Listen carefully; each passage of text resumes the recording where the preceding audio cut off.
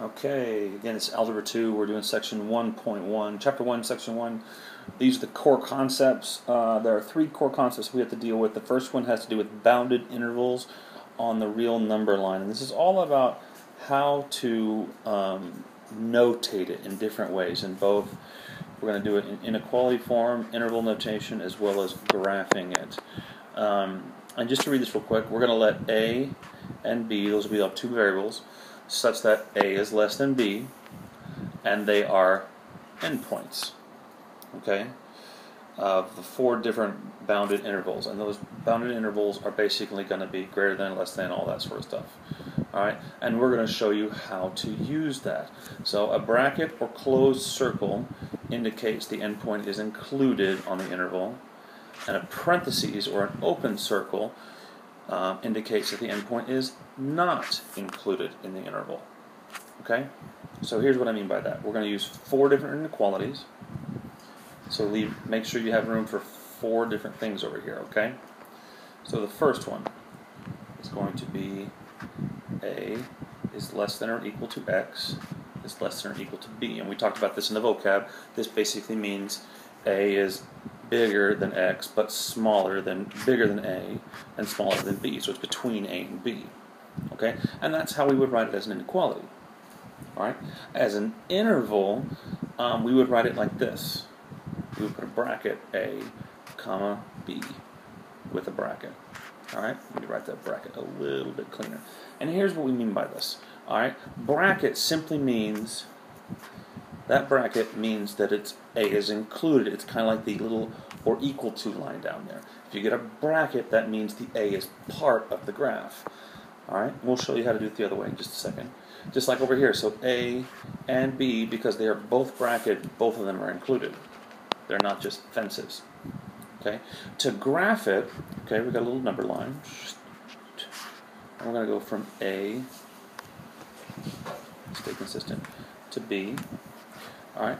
But since they're both included, we're both going to give them filled dots. And we're going to draw a line between them. Okay? And that's it. So that's the first one. We got three more to go. Alright? What if the both of them are not included? So in this case, we're going to do A is less than X is less than B. So in this case, they're not included. It's kind of like leaning up against the wall. I can be right up against that wall, but I cannot be right where it is. Alright? So these are more like fences. The way we write it in interval notation is we use parentheses. Okay? And basically these are just like this. It's just like over here. Alright? Because the A is not included, we give it a parentheses. That's just how we notate it. We can go all the way up to it, but we cannot be right there. And on the graph, same way, except instead of closed holes, we give them open holes. That means I can go all the way up to that point, but I cannot include it. Okay? And there's two more to deal with. Okay? I'll switch back to blue. What if the first one, the A is included, but the B is not? Well, maybe you can guess it. The A would get the bracket because the A is included, and the B would get a parentheses because the B is not included. And we would graph it. Probably already guessed how. The A is included, so it would get the hole. Go all the way over here to where I'm going to put my B. It is not included, so it gets the open hole. The A gets the filled one, the B gets the not filled, the hole. Right? And then last but not least, what if A is not included? It's just A is greater than A, but less than B. Less than or equal to B. It's the same idea. The A gets the parentheses, because the A is not included. The B gets the bracket, because it is. Oh, come on, there you go. And then last but not least, we would graph it like this. A, B. A would get the open hole. B would get the filled one. Cool? And that's that. It's just three different ways of notating an interval. We can either use an inequality, which is greater than or less than signs, with equal to's. Intervals basically tells the lower bound and the upper bound, but we give it either parentheses or brackets. And the graph is essentially just a number line. All right, you just have to say whether it's included or not. I'm not really sure where that last little squiggly line came from, but whatever. All right, let's move to the next one.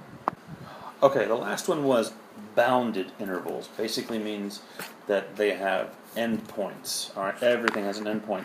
These are unbounded intervals. Well, what if we have things that go on forever? Okay, so let's say that, again, we're going to let A and B be real numbers, they're actual numbers, and these are unbounded intervals, which means they go on forever. So if I graph the first one, let's do x is greater than or equal to A. Okay? Well, it's equal to, so it's going to get the parentheses, with the bracket, I mean.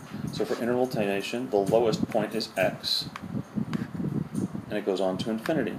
It's a horrible infinity sign. Let's try a little better. There we go. All right. And if you can't do an infinity, just draw two circles like that. Better than nothing. Okay?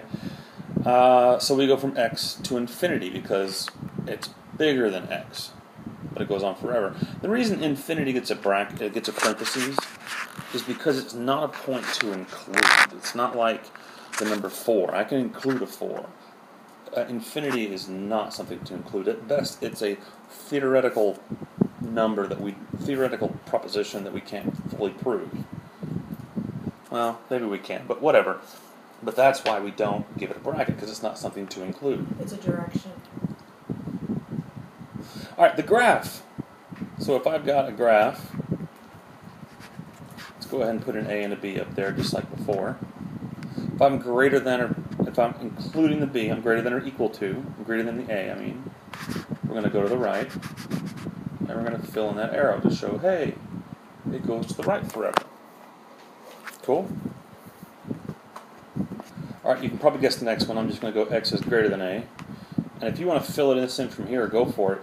But this time we're going to give it a parentheses, because x is not included. It's just greater than. So from x to infinity, and your graph, if I put an A and a B on there, it's going to be a hole for the A because it's not included, but it is going to go to the right forever. Okay?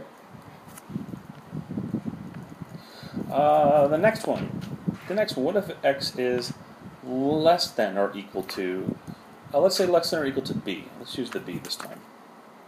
Okay? If it's less than or equal to b, now the interval, this is where it might get a little tricky for you. We're actually going to go from negative infinity, and again it's not going to be included, up to the point b. Okay? The reason it's switched is we always want to put our interval in numerical order. So if we're less than b, the less than is smaller than b. All right, that infinity is smaller than b, so the smaller numbers go first, the bigger numbers go later. It's just go later. It's just numerical order. Okay, so in this case, if I graphed it, there's my A, there's my B, and I did less than or equal to, so I'm going to give it a filled dot, and I'm going to go to the left, because everything to the left on the graph is smaller, and I'll give it an arrow. Alright? And since you're all smart cookies, you probably guessed the last one. This time we're going to go x is less than b, not the less than or equal to. So, if you want to pause and see if you can do it on your own, go for it. But here we go. Again, we're going to go from negative infinity, it gets a parentheses, to b. It gets a parentheses as well, because it's not included. It doesn't have the little or equal to line under there. And the graph is going to look very similar to the one above it, except b has a hole.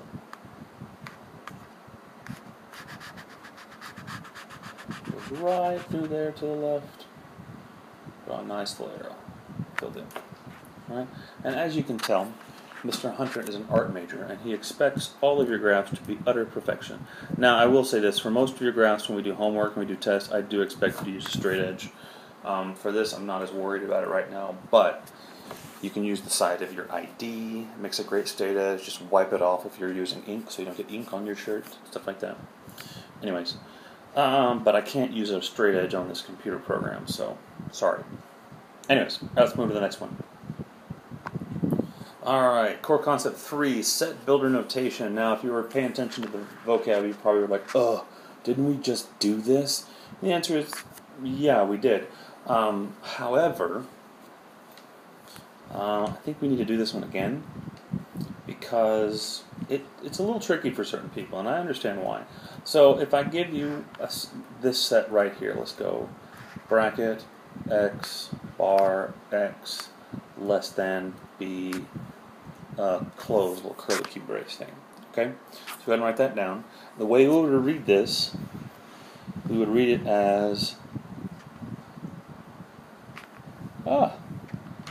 the set of all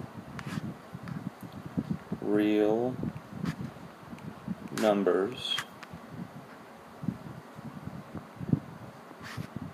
x, and that would be this portion right here. That's the set of all real numbers x, such that, that's what this little bar right here means. So it's the set of all real numbers x such that, and then here comes the condition.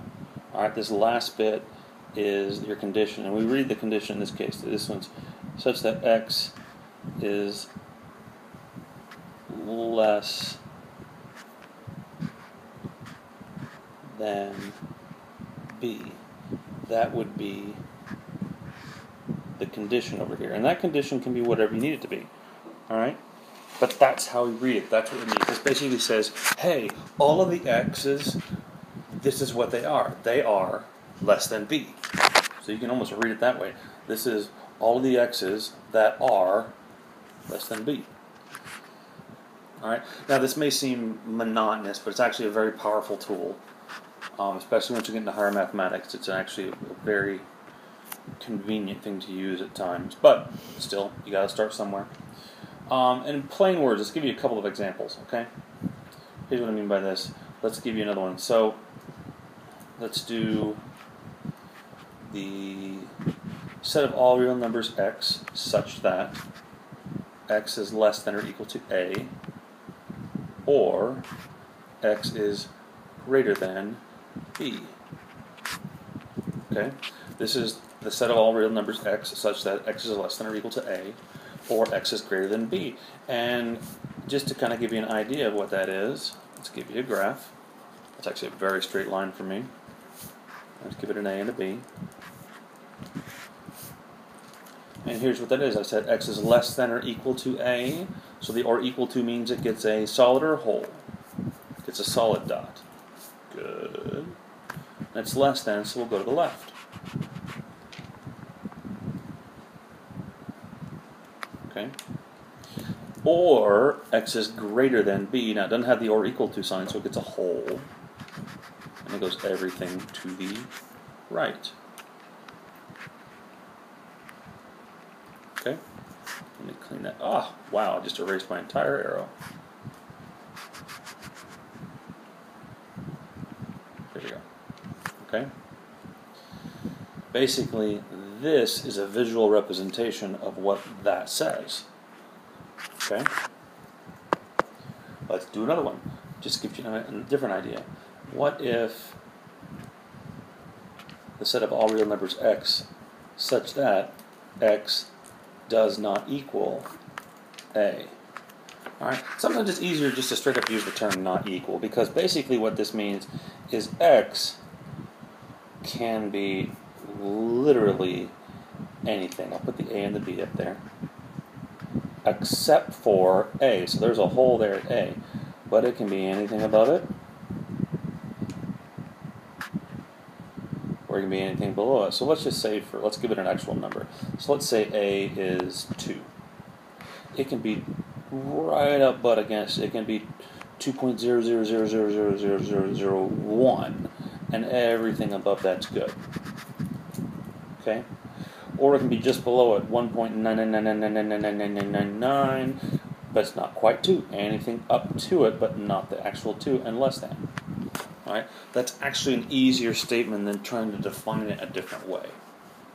Okay? Cool. And there you go. Those are your core concepts.